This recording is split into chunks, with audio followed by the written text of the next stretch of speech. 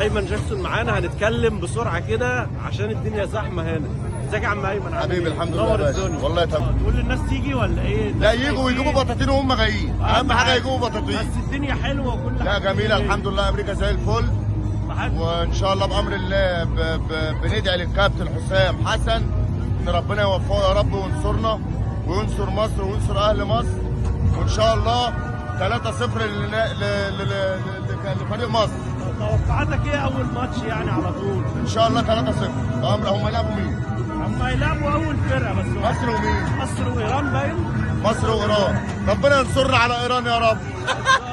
بما انك بقى في الاكل والكلام ده، نصيحتك للعيبه ياكلوا نصيحتي للعيبه يجوا ياكلوا بريتزل من عندي وهوت دوج،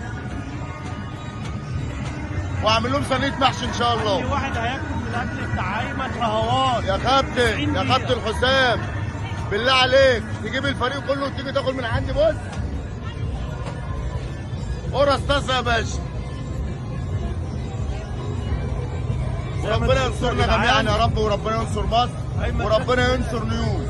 ايمن جاكسون يا جدعان على الفيفث افنيو مع ال 49 ستريت، كلكم عارفين عند الشجره على طول. الفنان بينزل بنفسه يا جماعه، الغربه ما بتغيرش طبعا. الفنان بنفسه اهو، الحلم الامريكي مع المخرج. ايوه طبعا.